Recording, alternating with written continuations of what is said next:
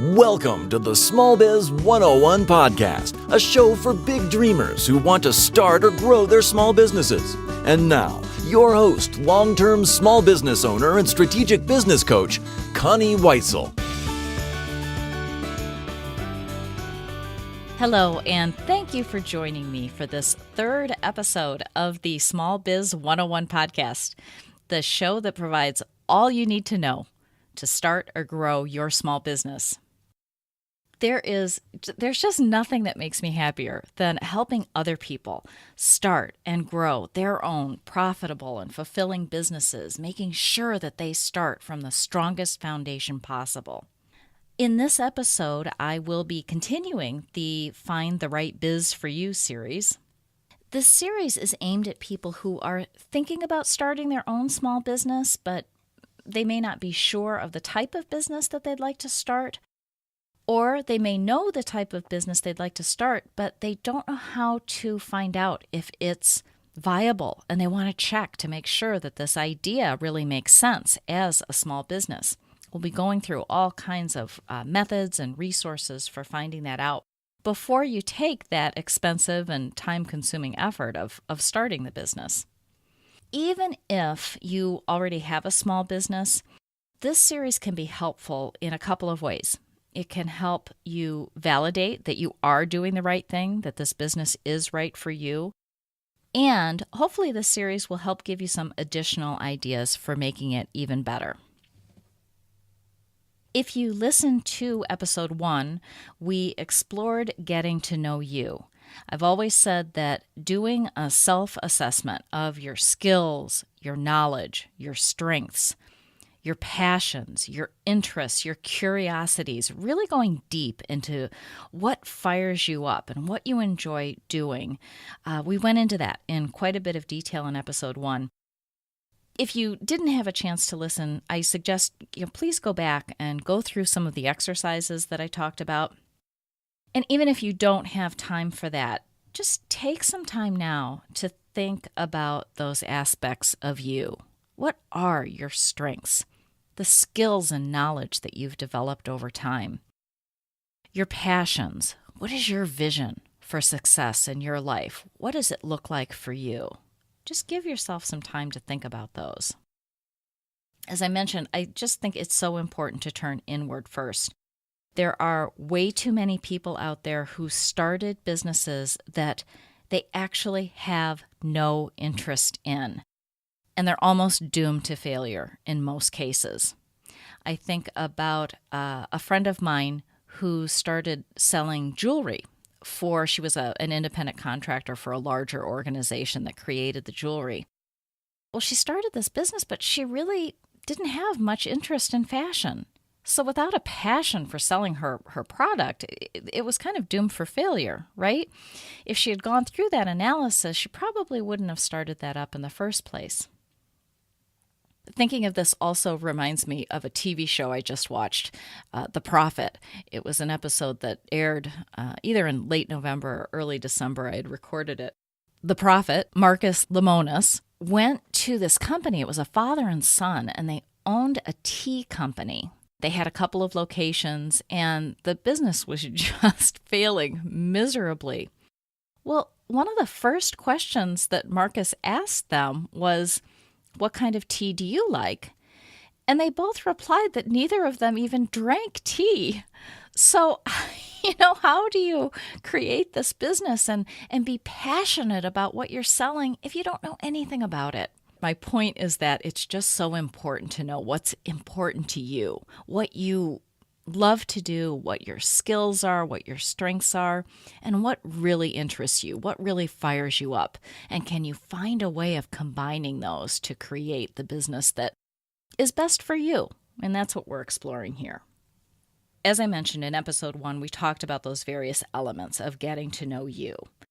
In this episode, I'd like to spend some time, first of all, talking about starting to put these elements together.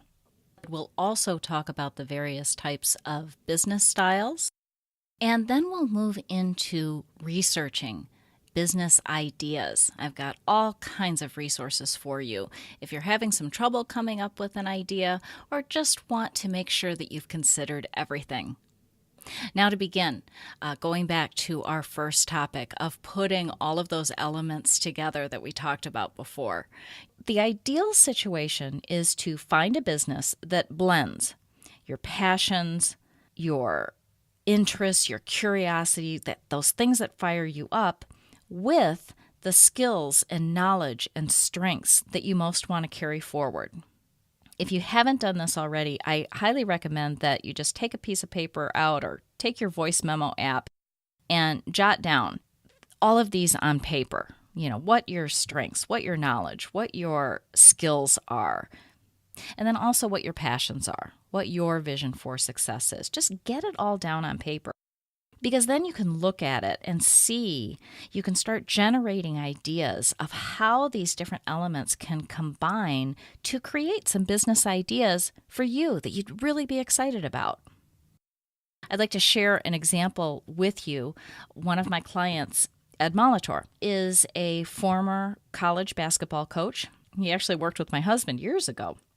After he got out of coaching, he worked in a few different corporate positions. And then recently, in the last 1 or 2 years, he got to that point where he realized that what he really wanted to do was work for himself. He really wanted his own business. By the way, Ed is going to be on the next episode of the Small Biz 101 podcast. He's going to share with us exactly what we're talking about here, how he analyzed his background, the roles that he held, the strengths he developed, and combined them with his passion to start this business. I'm actually hoping that Ed will continue with us and drop in every once in a while so we can share in on his journey as he started the business a couple of months ago, but as he moves forward and creates this business of his dreams. I believe it's going to be a phenomenal success, and I'll be saying I knew him when. But there probably will be some challenges along the way too, and I hope he'll share some of those with us as well and how he overcame them. All right, so getting back to the topic at hand, combining all of those elements together. He thought about the skills and strengths he wanted to bring forward in his business. Think about, as an athletic coach, you're really good at strategizing. You're very good at motivating people, at teaching people, coaching, obviously, team building. That's a skill he developed both as an athletic coach and in his corporate positions. And engaging with people. He very much has an extroverted personality. He's funny as all get out and just great at bringing people together and being really engaging. So those are the skills, the knowledge, the strengths that he's developed over time. Now his passions. It so happens with him, there are many of his passions that overlap with his skills. So in thinking about this and thinking about him, I realized that his passions also are motivating and uplifting people, just like that's a skill. Teaching people, helping people in any sense, whether it be business related or personal, he is a helper. And just overall engaging with people. So that's both a strength and a passion. He loves to engage with people. That combines really well. He also loves teaching and coaching, obviously, and not just in an athletic sense. When you think about all of those elements, and the business that he created is around being a leadership coach and trainer. Ed has developed this leadership development system that parallels in many ways leadership in athletics, called the athletics of business. When you think about a leadership coach, when you think about a leadership trainer, all of those elements that he really enjoyed about his previous roles, his passions, he's combined them all into this business. He uses his passion for engaging with people to develop these incredible sales skills. He can sell anything he believes in to anyone. He has been relentless in going out and speaking with corporate leaders, top-level executives, and getting his business going almost immediately because he's doing things he's good at and that he loves to do. Ed's got his first leadership half-day seminar coming up in just a couple of days. I've just been so happy to see the hard work pay off. So he hasn't been in business very long, and already he's filled up a room for this upcoming workshop. And it's just the start. How about you? As you look at all of those different elements, are you starting to get some ideas of where they all intersect and where a business can result? If you haven't, no worries. I've got many more resources for you.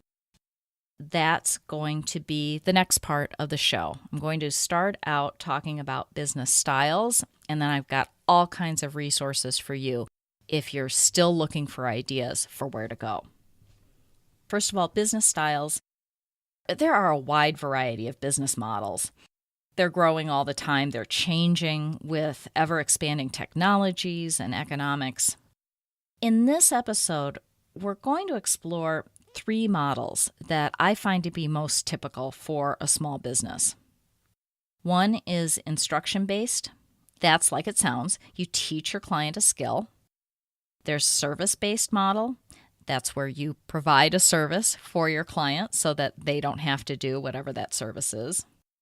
And third is product-based. So that's where you sell a tangible product to your client or customer. Now the first one, instruction-based. This one I think is pretty clear. If you or someone you know has ever been taught to play an instrument, whoever taught them had an instruction-based business. For companies, when you see them bringing in outside consultants, say for example to work with sales staff, to help teach them effective selling techniques. What about bringing someone to your home? Think about it. Someone who comes to your home maybe and organizes your office or organizes your garage, and they teach you how to go through this process for yourself so you can go into other rooms in your home and clean them out, which I'm thinking, by the way, I really need to get one of those people. So they teach you how to do that. They teach you how to maintain it. That's another instruction-based business. For me personally, much of my work as an HR consultant involved instructing company executives or internal HR managers how to apply employment laws and use best practices for employee interactions.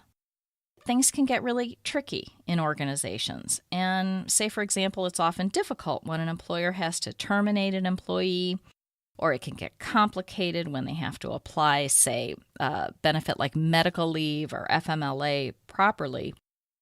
I work with those HR people, those executives, so that they know how to deal with those situations now and going forward in the future. Because usually, with time, they feel confident handling these situations on their own. Some other examples of instruction-based roles. I know a lot of college basketball coaches, because I'm with my husband doing that. I'm close to people in that industry. Some of them start up businesses. They go from working in college athletics to developing businesses around youth athletic skills and teaching youngsters, young men and women, how to develop their skills in a particular sport. Maybe a personal stylist, someone who comes and teaches you to recognize what your style is and how to shop within that style. They're teaching you how to do that so that you can go forward and do that for yourself. Any kind of other instructor, like you think about sports, maybe for adults, think about maybe sailing instructor, ski instructor, weight training instructor. You get the idea. It's any position where they're teaching somebody a skill. The second category, with service-based businesses, you perform a task or complete a project for your client. Now, they're also likely to learn in the process, which is great, but typically they don't have a desire to know the entire process, so they leave that up to you. And think about some people who have service-based businesses in your life. Maybe it's a financial advisor or an insurance broker, where they tell you about all of the options and help you select what's the best way to go in terms of your retirement and your investing, your insurance purchases. Maybe in technology, where you hire a website developer or website designer to put this together for you. Other areas like a tour guide when you go to a city and somebody takes you around and shows you the sights and teaches you about the area. Things around the home, think about, say, lawn care, landscape design, auto repair. Those are all service-based businesses. And the third category, product-based. Again, with a product-based system, you sell something tangible to your customers. It may be something that you create. Maybe it's something like online courses or books.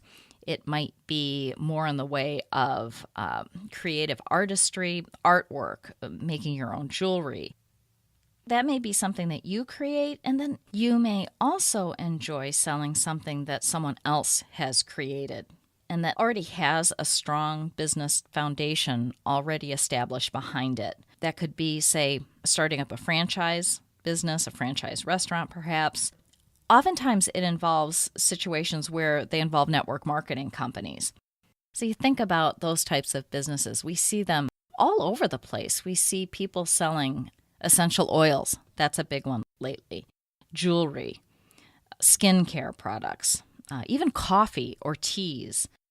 You may also be, for example, be an Amazon online seller or an eBay product seller where you're selling products that someone else has made. You're reselling them. So all kinds of options around product-based. Finally, it could be a hybrid business. It could be a combination of all three: instruction-based, service-based, and product-based. Related to that, all right, we're talking about hybrid businesses.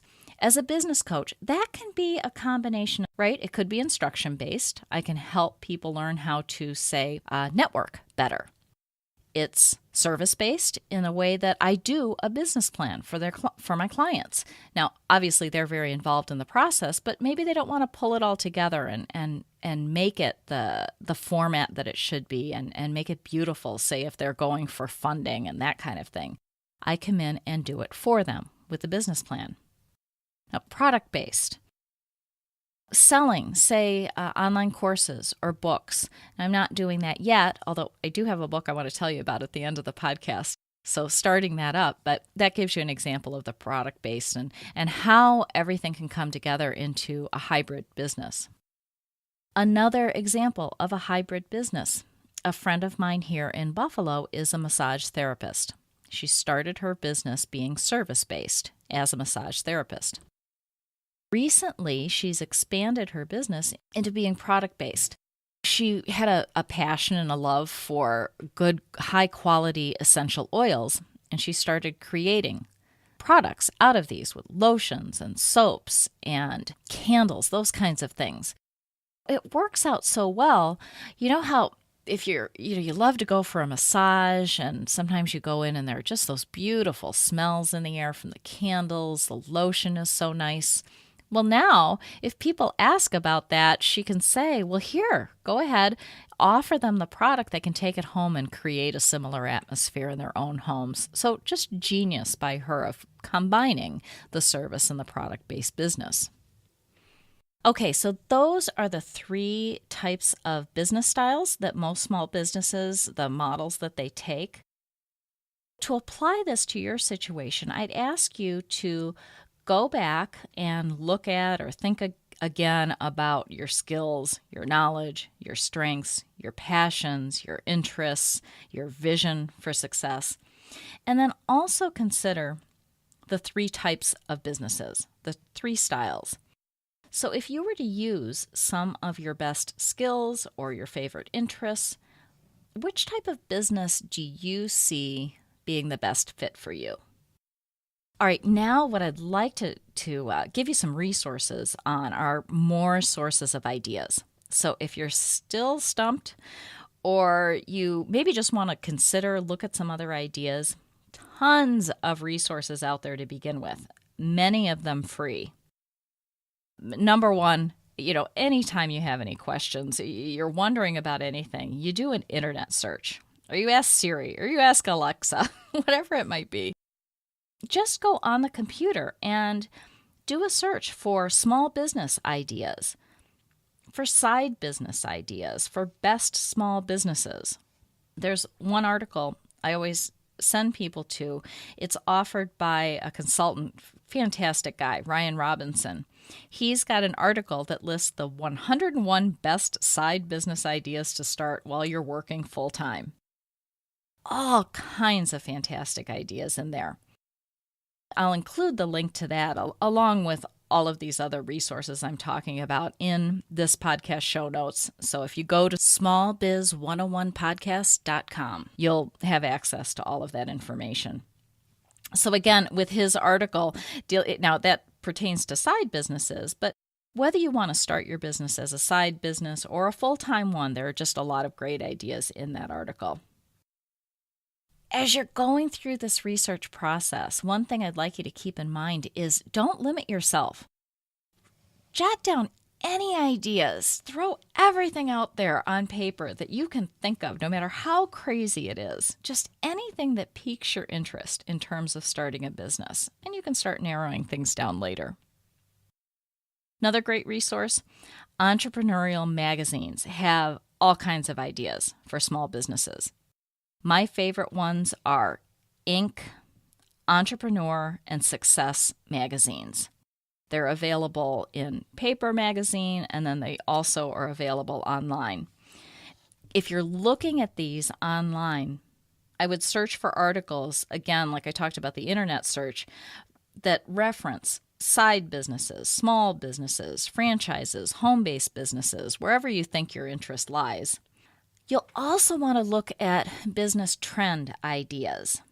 Now, Entrepreneur Magazine, their December issue typically includes a hot business trends article for the upcoming year. I've got to get my copy. I'm assuming that's in there. It's the perfect time as this podcast is being recorded in early December to go ahead and grab one of those and check it out. See if there are some ideas there that you like. Just as an example of how it can work, a friend and colleague of mine read this article with his high school age son a couple of years ago, and both got really excited about the idea of starting it was a mobile oil change company. So what they would do is they would go to people's homes and change the oil in their cars at their homes and do the checks that need to be done right at your home. I mean, what a great service that is. So you don't have to go to a garage. You don't have to hang out at a garage waiting for your car to be serviced. I had no idea those kinds of businesses existed, and they didn't know either until they did this kind of research. Lots of ideas that maybe you wouldn't have considered before. Also, TV shows. I mentioned earlier The Prophet. I just love that show, where Marcus Lemonis goes into businesses that are struggling and buys into them and helps turn them around. So you can get some great business ideas and also get some fantastic tips for improving your business. So many of us, we've watched or we've talked about Shark Tank. Talk about innovative ideas. You just never know when you're watching where you might get an idea for a business, or it might trigger in you some kind of unique product that you'd like to develop or service that you'd like to provide. So, and there are a lot of different shows like that out there. Those are just two of my favorites. Another resource, Amazon.com. Look in the book section. It's a terrific research resource, and it can be free. All you need to do is search for books pertaining to, again, those same topics, small business ideas, side business ideas, franchises, home-based business, whatever it might be that you're interested in. When you find books related to those topics, first of all, review the preview pages for the books that receive the highest ratings. So see which ones you might be interested in. And then often, just by reviewing the table of contents that Amazon provides online, usually you can see the entire table of contents. Just by looking at that, you can get some great ideas for businesses sometimes. If you do see books that seem particularly helpful and appealing, you can always make the small investment and do more research within those books. Okay, one that I have to mention, if you're looking for something that's really out there, there is a website called flythecoop.tv, C-O-O-P, flythecoop.tv, where they show videos and they focus on people who turn sometimes really bizarre, always very creative passions into businesses. So you might want to check that out. You might get some ideas yourself from that. I mean, really, nothing's too crazy. You can develop a business out of almost anything. For today, that about does it for the resources to look into. In future episodes, I will be providing more, but I think that's enough for now. And as I mentioned, you can find all of those resources at the show notes for this podcast at smallbiz101podcast.com. Application, how to put all of this to work for you. I want to make sure that you walk away moving yourself forward with finding the ideal business for you. I mentioned these along the way. I'll just summarize them real quickly here. Number one is thinking about that intersection where all of those, where your favorite skills, your favorite knowledge, strengths, where they combine with your passions, with those ideas, those things that you like to do that really fire you up, with your vision for success. What does that look like in your life? Writing all of those down and see where they can come together into some business ideas. Secondly, think about those different business styles: service, instruction, and product-based and hybrid. Think about which of those appeals to you the most. And then finally, explore all of those resources I talked about. Google, check Amazon, look at the TV shows, check the entrepreneurial publications, flythecoop.tv, Ryan Robinson's list. Check those out. Just phenomenal resources there, whether you decide on something that's listed there or it just triggers something in your mind. It's just so helpful to do that research. Now, at this point, you don't want to put too much pressure on yourself, but you will have reached the point where you can probably come up with 2 to 3 business ideas. You can really start narrowing it down so you can explore those further within a bit more of a narrowed focus. As you go through these processes, really have fun with it. This is so exciting when you're thinking about starting up your own small business. So have a ball in the research of it. Before we close, there's one thing I want to tell you about. I mentioned it briefly earlier in the episode. I have a book that just was published and launched. It's called Fashionably Late: Real Life Stories of Finally Showing Up. Just came out December 1st, 2016. It's filled with inspiring and fun stories of women who, a little bit later in life, chased their dreams and went after their goals and achieved them in a variety of different areas. Some talk about starting up a new business. Some talk about getting themselves fit, learning a new skill, whatever that might be. So there may be some nuggets in there, especially around the business-related ones. But for any woman who's over 35, I think this is something where if you feel like you have maybe a dream has gone by the wayside, I think this could really inspire you. And it's got a gorgeous cover, makes great Christmas presents. Wink, wink. Just wanted to let you know about that because I'm so excited about that. This is the first book that I've published. And although it's not directly related to the small business work, it's still got a lot of inspiring stuff in there. In wrapping this up, I just want to tell you briefly about what's coming up.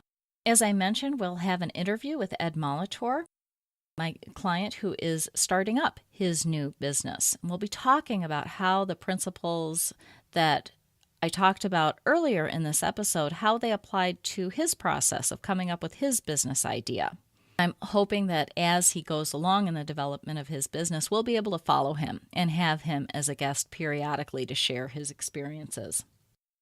Now, within this series that we're running, Finding the Right Small Biz for You, we're going to continue with that series for a few more episodes, talking a little bit more about researching your ideas and determining whether they truly are viable business ideas. Are they businesses that you'll have a client base or a customer base for that really can be successful for you? We'll also spend some time talking about small business cautions. So if you currently have a job, some things to look out for. Or if you're looking at different small businesses, just some cautions, some scams, some things just I'd like to forewarn you about before moving forward, just to protect yourself early on. I'll also be doing other interviews with various other successful small business owners so we can hear about their stories as well. I hope that you will subscribe to the podcast if you haven't already, and continue with me on your own path for creating your own wonderful, your profitable, your own fulfilling small business. It's such an exciting process, and I'm so happy that you're here with me. Thank you for listening to the Small Biz 101 podcast with your host, Connie Weitzel. For more information, visit smallbiz101podcast.com.